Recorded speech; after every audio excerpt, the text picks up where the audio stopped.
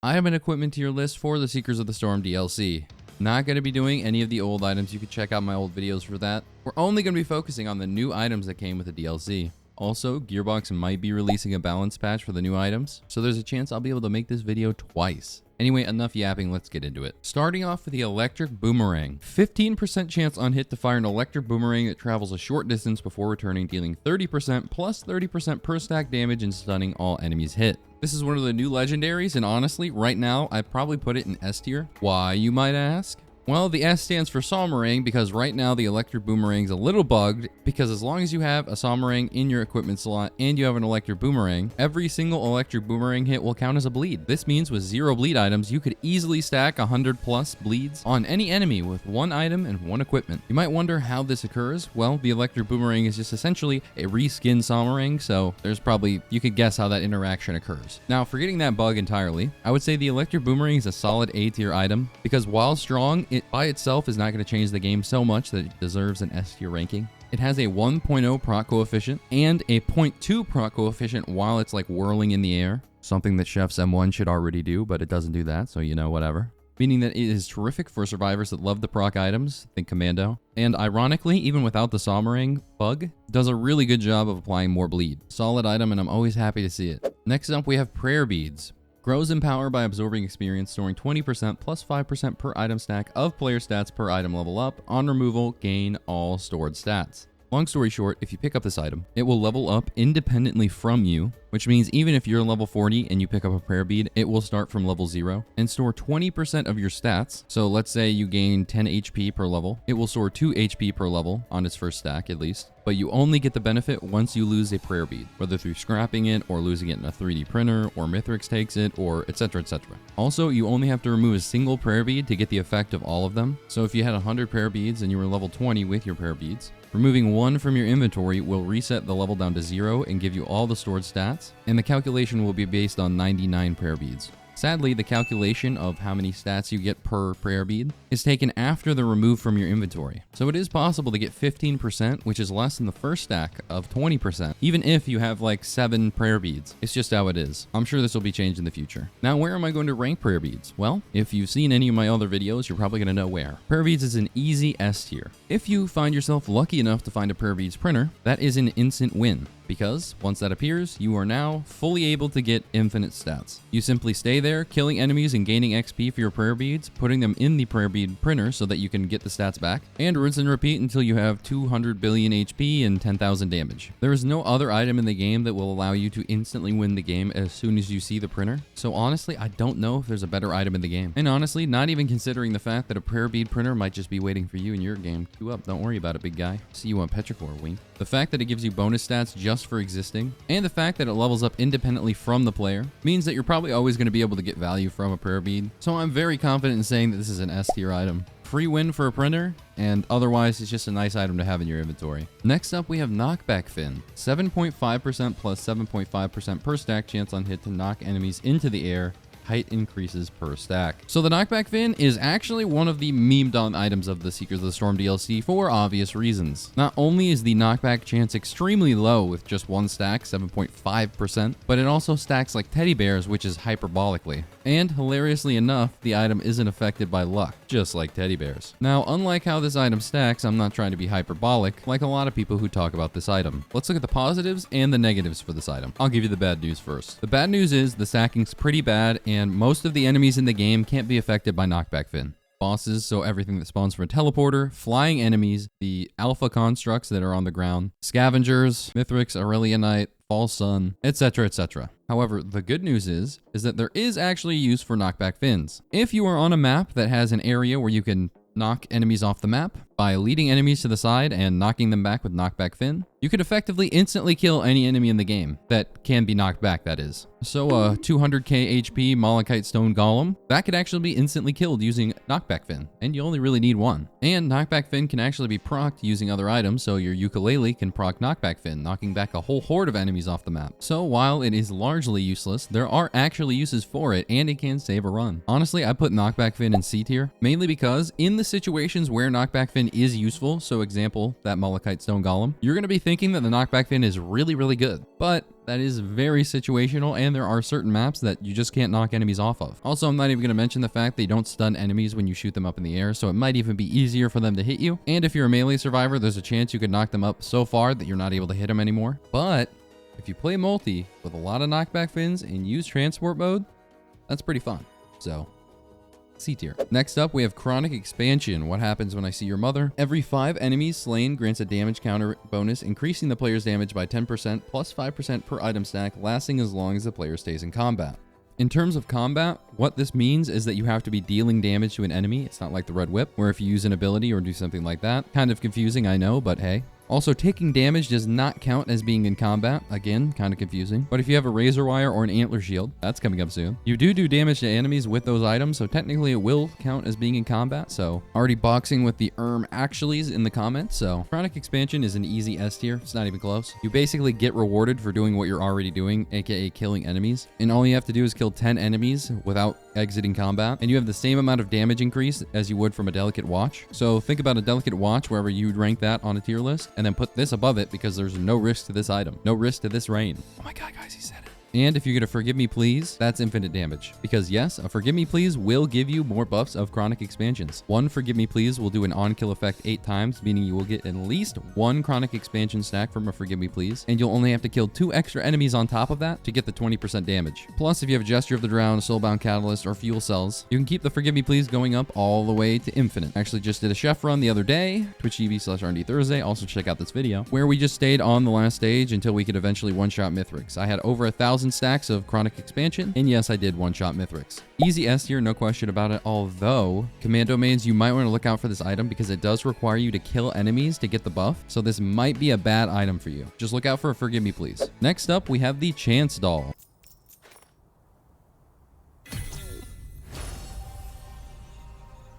40% plus 10% per stack chance to get higher rarity items from chance shrines on success. Now for starters, this item doesn't exactly work how described. At first, I thought this would just upgrade a green to a red and a white to a green. And yes, this could even give you boss items, so a red to a boss item, kind of like Benthic Bloom, but no, that's not actually how it works. Instead, if the chance doll activates, so that 40% chance, it will instead look at a different loot pool entirely, which has a 0% chance for common items, a 79% chance for uncommon items, a 20% chance for legendaries, and a 1% chance for bosses. So technically speaking, there could be a really good item that you would have got from the Shrine of Chance, like a 57 leaf clover that ends up getting re-rolled into a noxious thorn or something. But on average, you're going to be getting better items from the chance doll. And continuous stacking of the item isn't going to increase the rarity of the items that pop out. It just gives you an increased chance to look through that loot pool. A very solid A tier item. Really all you need is 1 stack and you start getting greens a lot more often. And since there's a lot of chance shrines, you're going to be getting a lot of use out of the item. Also, quick tangent on how good this makes the item. So when you spawn into a stage on Risk of Rain 2, there are a certain amount of credits that the director has, and it can use these credits to spawn certain items and interactables, which is why some stages have a variance of how many items there are on that stage, and why sometimes it feels like you get no items from a stage, while other times you get like 20. This is all due to directors and credits. A small chest, for example,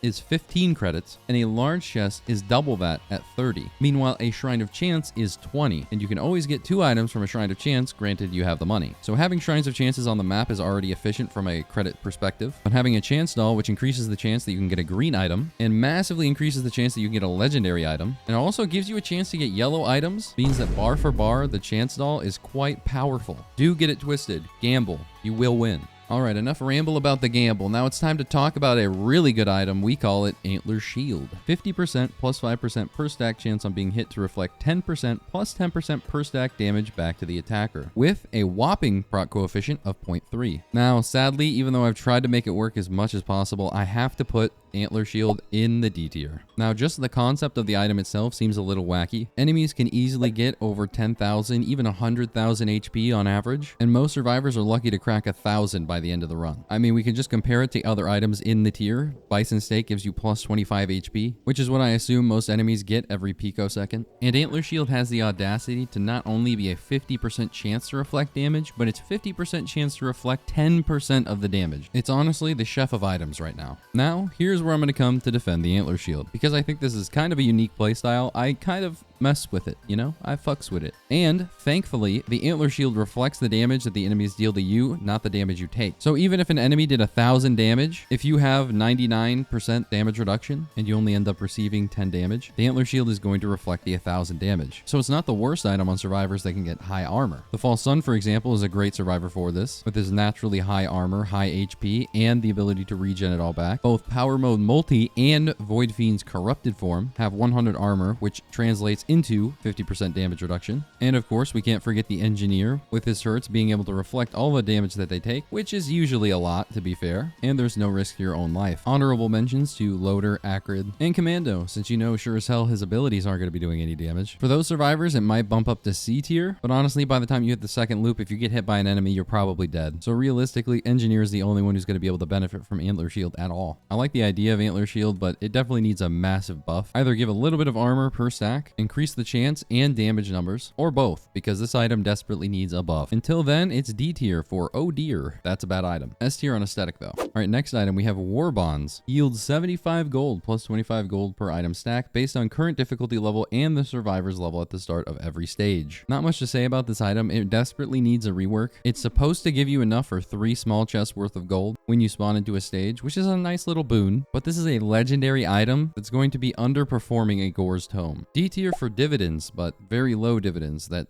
aren't tax exempt. Next up, we have the Noxious Thorn. 25% chance on being hit to inflict nearby enemies with 2 plus 1 per stack stacks of bleed. If enemies are already inflicted with 1 or more stackable debuffs, add 1 plus 1 per stack to those debuffs instead. This is another item that I really want to work, and honestly, I can see the potential in it, but currently it is so bugged that half of the item doesn't work. And allegedly, even the bleed thing doesn't really work. So for starters, the second half, if enemies are already inflicted with 1 or more stackable debuffs, add 1 plus 1 per stack to those debuffs instead. That part right now does not work at all. And allegedly, you only get 1 stack of bleed with Noxious Thorn right now, instead of it continuously applying them. And because I can't really test it right now to know for sure, I'm just going to go ahead and put it at D tier, the lowest part of this entire tier list, because it's just so bugged. In theory, I could see this being a B, maybe even A tier item on certain survivors, but we can't know until it's fixed. Speaking of bugged items, Warped Echo is the next item on the list, and this has been incredibly bugged since the beginning. So what does Warped Echo do? On damage taken, 50% of the damage is dealt immediately, while the other 50% is delayed for 3 seconds. This effect has a cooldown of 10 seconds. So it's kind of like shurikens in that way.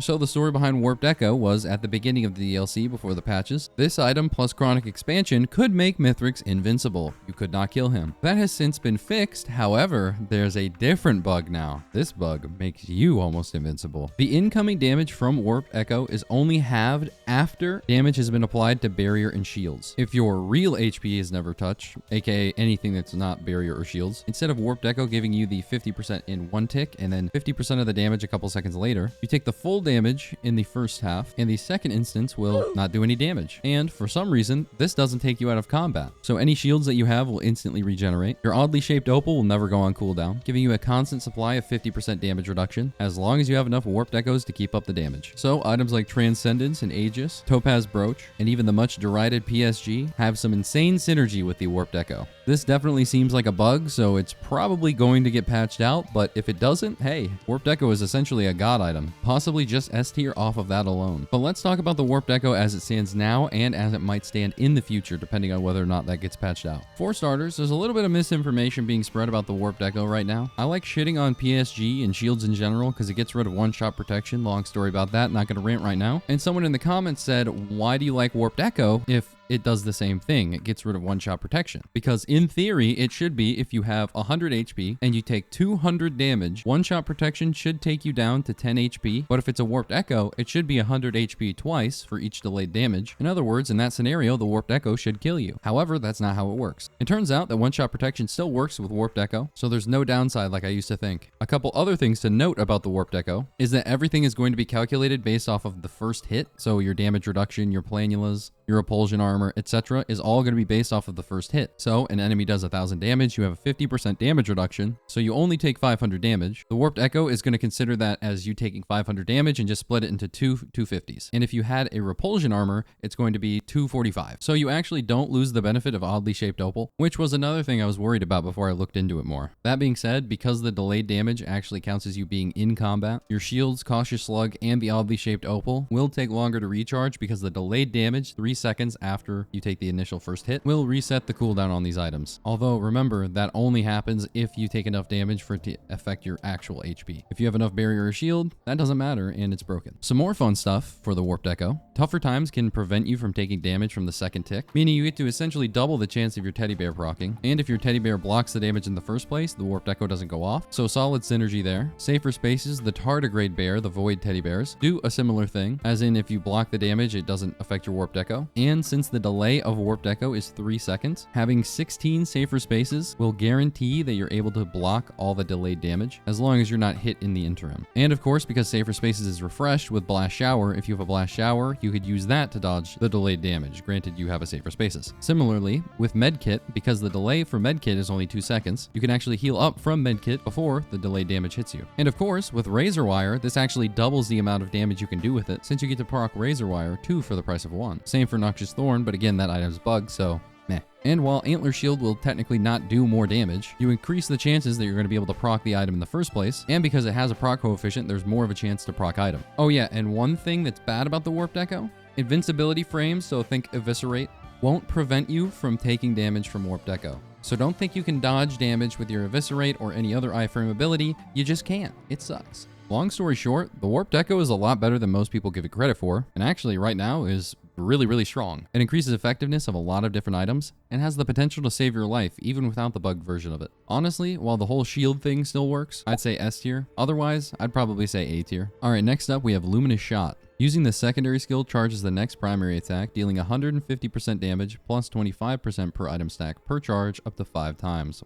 Plus 1 per item stack, and granting 10% bonus experience on kill plus 10% per item stack per charge up to 5 times plus 1 per item stack. So for starters, how this item works, just to be clear. Some people, and even the wiki, like that YouTube commenter, I know you're out there, are under the misunderstanding that this is based off of your primary damage. It is not, sadly. The plus 150% damage per stack is based off of your survivor's damage stat, not the damage you do with your primary. For example, Acrid. Level 1, he has 15 base damage. His primary attack does 200% damage. That means every time he hits something, he does 30 damage to it. With 1 charge of luminous shot, the bonus damage is only going to be 22. In other words, survivors that spam their M2 are going to be the survivors that are going to be using luminous shot the most, but even then it's still not going to do that much damage. That said, survivors like Railgunner or Multi in Power Mode are able to utilize this without giving up anything, so Rex and the Fall Sun are also very good. Oh, and one final thing to note, even though it says that you have to use your primary to do the damage, if you charge up your luminous shot, then use your primary and miss an enemy, the next damage that you deal from anything, even razor wire, will proc the bonus damage.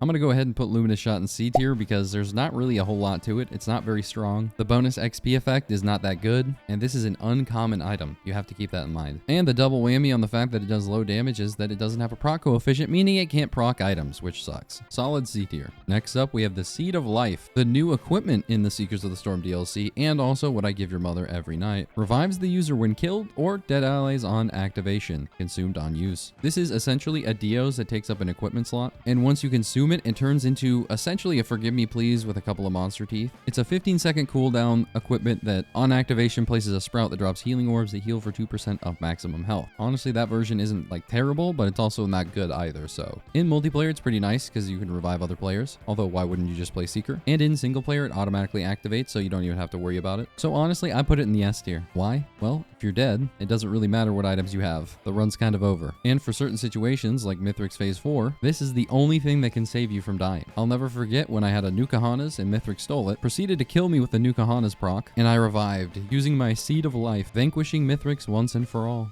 Brings a tear to my eye. Also, with the DLC and the fact we have Twisted Elites and a whole bunch of new things that can kill you out of nowhere, having an extra life isn't a bad idea. Next up, we have the Longstanding Solitude. Ooh, this is going to be a controversial one. This is the lunar item that was added in the Seekers of the Storm DLC. On level up, gain a free unlock for the next purchase, plus 1 free unlock per item stack, but all gold is converted to experience. Anything that costs gold is increased by 100%, plus 100% per item stack. Alright, I'm about to put it on the tier list.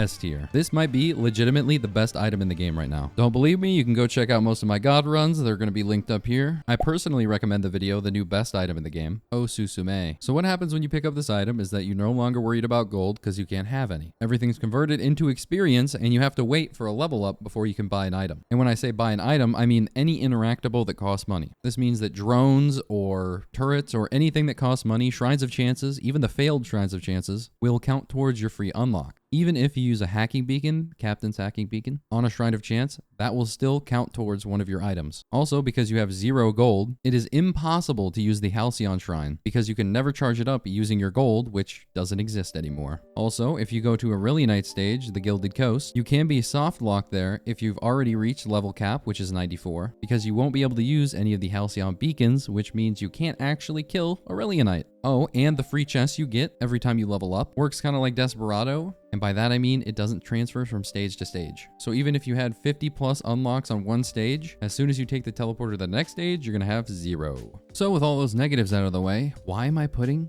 this at the S tier? Why did I say it's the strongest item in the game? Simple, my dear Watson. With just the Longstanding Solitude, you're going to be able to out-level the enemies. And I think is the only way I've ever seen anybody reach max level. A Longstanding Solitude with Brittle Crown, Pennies, Gore's Tome, heck, even War Bonds make you gain levels at such a rapid pace, it's ridiculous. Now you might say, R&D, doesn't that limit the amount of items you can get in a single run? Sort of, but not really. For starters, if you have a Sonorous Whispers, which was another item added in this DLC, items will drop from bosses and elites, so you don't really have to worry about chests. There's also the shipping request form, which is free, and if you have a credit card, you can get both. Then there's a Sales Star, another Seekers of the Storm DLC item, that allows you to get multiple items from a single chest. Regenerating Scrap, which means you can get extra green items anytime you want. Teleporter bosses will still drop items, and Scavengers still exist, so you get 10 items every time you find a Scavenger. Plus, you can stack more Longstanding Solitudes for more free item unlocks. Stacking more Longstanding Solitudes is actually going to make it harder to level up, which sounds like a bad thing until you have 20 free unlocks that you're not going to be able to use on a single stage because you leveled up too quickly. On top of it all, it's a lunar item, which means you can optionally pick it up, and you can take it to a cleansing pool to get rid of it and buy items again. You can still do the Path of the Colossus with Longstanding Solitude, you're just going to have to use a Newt portal to get sent into the green portal, whatever those stages are called. And to put to rest any questions on whether or not this is the best item in the game, I'm going to illustrate it for you perfectly. Because even in my God Run video, I still have people having the audacity to say that Longstanding Solitude is not good, even with visual evidence. Empirical? More like spherical, because you can suck my balls. Alright, to illustrate my point, let's use Commando as an example, because I always like to make an example of him. Don't worry, little guy, this time it's for your benefit. Commando has 12 damage, level 1, and it scales 2.4 per level. A little math for you children. At max level, Commando's base damage is 235.2. Now, Commando's double tap, which is his M1, shoots 6 times per second at base attack speed, which if you're max level, you're probably gonna have more than base attack speed, but let's just for the sake of argument say base attack speed. That means that just holding M1 down as Commando, you will be doing 1,411 damage per second. That's with 0 items, not factoring crit, no extra attack speed, nothing. And remember how earlier I was talking about how Luminous Shot takes your base damage? This is what I was talking about. So with 1 stack and 1 charge of Luminous Shot, Commando would be doing 352 damage. But honestly, that doesn't even sound impressive. You know what does sound impressive? You know what's a good item on Commando who likes to proc? Tri-Tip Dagger, which, you know, inflicts bleed. And how much damage does Tri-Tip Dagger do? Oh, what's that? 240% base damage? So 564 damage for every stack of bleed? God forbid someone pick up a Spinal Tonic. I don't think I could handle that. I don't think the world could handle that. Also, keep in mind, prayer beads are affected by Longstanding Solitude, so you can get your prayer beads almost maxed out as well. And Growth Nectar, another item in this DLC, increases your stats even more. To put this in perspective, in my chef run, it'll be the video right before this one, I looped multiple times. It was 192 minutes in the game, and I was level 39. This would equate to about 103.2 damage. To reach the same amount of damage I would have had if I was max level, it would have taken me a shaped glass. But instead of having to deal with the trade-off of having double-digit HP, no one-shot protection, I could just pick up a Longstanding Solitude and have 3k HP with more damage than a shaped glass could give me. And the cool thing about Longstanding Solitude is, I can get all the benefit of it, get rid of it with a cleansing pool, get even more stats from a Pearl or a Radiant Pearl, and be able to buy items again, like nothing ever happened. Plus, in multiplayer, this is what I've heard from multiplayer, I haven't played multiplayer with Longstanding Solitude, so I'm going to put that out there. But allegedly, all the players get the shared XP from the Longstanding Solitude, meaning you could all get extra HP, damage, stats, everything. And you could still buy chests. It's just more expensive. And if that's true, that's crazy. Longstanding Solitude broke in multiplayer. Long rant, but you know, the cope I've been hearing from Longstanding Solitude naysayers would make a lobotomite blush. The people who would go out there and type in an actual real comment, use their keyboard to type this out. Longstanding Solitude isn't good because I got soft locked in the gold portal because I took a lunar item that literally you have to click accept like it's a goddamn terms of service, and then for some godforsaken reason choose to go to the gold portal. I have to applaud you because honestly, I don't think I could look at myself in the mirror if I type that out. That's not a skill issue, that's a psychiatric evaluation waiting to happen. The people with CTE and don't like Longstanding Solitude, that Venn diagram's a circle. Brother, if you don't like Longstanding Solitude, your neurons aren't firing, they're watering. Anyway, again, prayer beads with Longstanding Solitude is also very solid. Good combo. Both of these items put together make them even stronger together. Just pick yourself up a Brittle Crown, a Gore's Tome, whatever you need to make some money, and this shit will make you some honey. S tier for Solitude. And that shit's Longstanding. On business. Alright, I guess we gotta talk about an item other than Longstanding Solitude now. Runic Lens. Another red item. Overspill. 5% chance plus 1% per 100% damage done on initial hit plus 1% per item stack on hit to summon a meteor on the target dealing 2000% damage. Plus 50% damage per 100% damage done on initial hit plus 50% damage per item stack. That was a lot of words. Let's slow her down. Essentially, what all of that just meant was that high damage abilities and items will proc this more and deal more damage than lower damage abilities. The False Sun's alternate special, for example, does 1000% damage, which means it would have an extra 10% damage to proc a Runic Lens, and the Meteor would do 500% more damage. Keep in mind the Meteor also does base damage, which if you watch the rest of this video, you should have. I can't believe you skipped here all the way. You already know how base damage works, and why Longstanding Solitude is so good. The Meteor will be summoned at the place where the enemy was when you procced it. So an enemy could technically move out of the AoE of the Meteor. Also, the AoE of the Meteor is large enough that it can hit multiple enemies at once. The Meteor has a 0.5 proc coefficient, and for some reason, it's like one of the only items in the game that can create an infinite feedback loop of procs, so your ATG can proc the Meteor can proc the ATG, and then that ATG can proc another Meteor, and then it goes on and on. You'll see in the little clip here. The damage gets insane pretty fast, and that's normally why you can't proc chain like that. I'm gonna go ahead and put the Runic Lens in A tier because it is definitely a strong item. It does a lot of damage. 2000% damage is a lot of damage. It can do it in an AoE, and provides a little bonus for survivors that have a hard-hitting damage ability. Loader, Railgunner, hardly newer. So even on survivors that can't typically proc most items, at least quickly, the Runic Lens is still nice on them. So solid A tier, good job Runic Lens. Next up we have Unstable Transmitter.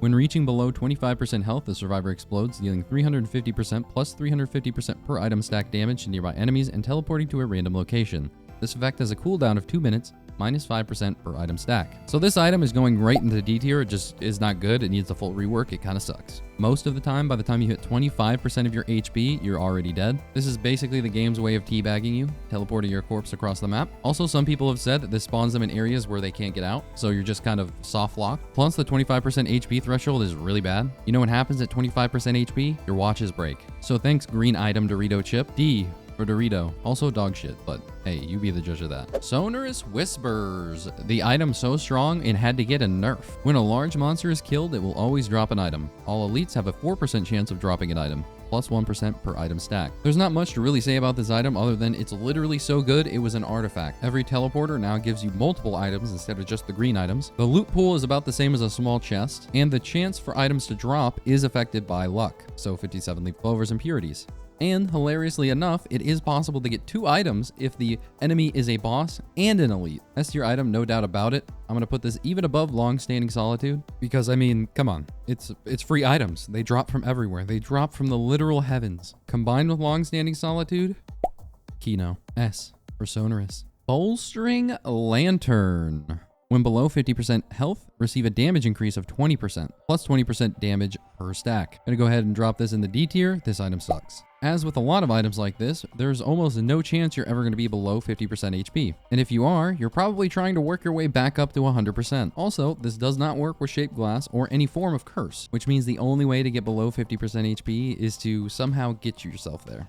My theory crafting in my head had me build a PSG all the way until it gets past 50% HP, then grab a Hellfire Tincture so it's always off, and boom, You have bolstering lantern up all the time, which can give you checks and notes, the same damage as a delicate watch, or the same damage as a chronic expansion after killing just 10 enemy. Wait, that can't be right. Anyway, yeah, this item just plainly sucks. Even Rex probably doesn't want to be that low HP. If you were 50% HP and use tingling growth, that's going to break your watches, so probably don't do that as Rex. I don't know. This item just isn't that good. There's almost no situations where you're ever going to be able to have this up.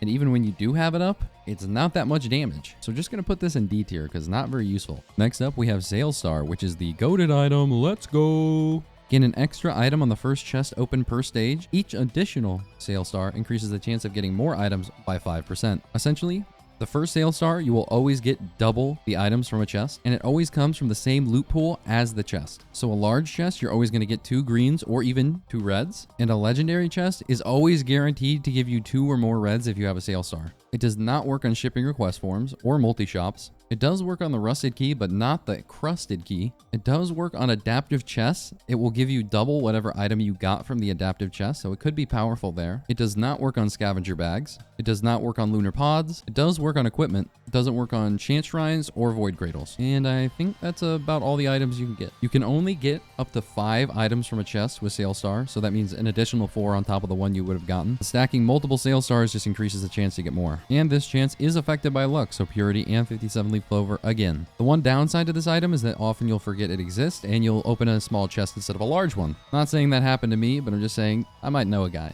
Anyway, S tier for Sail Star. And finally, we have another red item, the Growth Nectar. While benefiting from 5+ unique buffs, gain 20% plus 20% per stack bonus stats for 5 seconds. Think of this as harder to get death mark. The stats that it gives you are multiplicative, which essentially means anything that gives you stat buffs, like a soldier syringe, are going to be more effective with this item. As for the list of buffs you need for this item, I'm going to be 100% real with you. I'm not 100% sure. I know that Warped Echo counts as one, armor boost from Rose Buckler or transport mode or other things like that. Bandit actually starts with 3, because he has Desperado, and when he goes invisible, he gets 2 buffs, the invisibility and the speed. Red Whip counts as a buff. Predatory Instincts counts as a buff. Apparently, here are a few items that don't count as a buff. Kajaro's Band, Ronald's Band, Ben's Raincoat, Safer Spaces, Singularity Band, and Spectral Circlet. I don't know why that's there. Oddly Shaped Opal counts. There are a few hidden buffs on survivors, like for example, Eviscerate, Blinding Assault, Step of the Brothers from the Fall Sun. Those count as buffs, but they only last for a couple seconds. And yeah, so there's a lot of items that can give you buffs, but it's hard to get 5+ at once all the time. And since Growth Nectar only lasts for 5 seconds, anything that only gives you temporary buffs is not going to be that great. I'd probably put it in B tier because it's a highly situational item. And honestly, I didn't have anything in the B tier, so it was kind of lonely in there. But when you do get the buff, it does feel really good. Oh, and I guess I should mention what stats it does increase. Health, health regen, movement speed, damage, attack speed, and crit chance. It's all great stuff. Anyway, B tier for this Growth Nectar and S tier for this tier list. I know I got a little long-winded, but there are certain things that I was passionate about. What can I say? Do you agree? Do you disagree? Probably not, because I'm right. Regardless, I can't wait to see what you guys type in the comments. You're always so intelligent. Swagmoney69 signing out. Oh, wait. Before you go, like the video, subscribe, maybe follow on Twitch, twitch.tv/RD Thursday, where we test out all this shit live. Swagmoney69 signing out again.